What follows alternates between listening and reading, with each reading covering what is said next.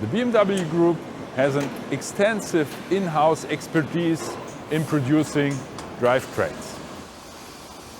Our global production network supplies our vehicle plants with the drivetrain our customer wants for electrified models as well as for models with a combustion engine. Electromobility is becoming more and more important.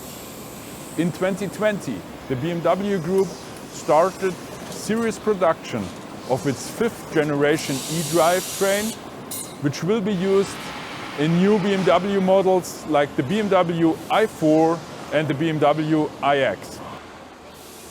By 2030, we expect at least 50% of our global vehicles to be delivered to our customers with an electrified drivetrain.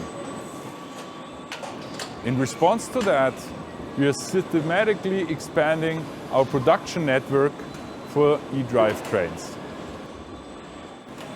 We are increasing capacities in existing locations, and we are developing capabilities in others. We are growing our staff for the eDrive production almost exclusively through the transformation of personnel currently working in other areas of the company.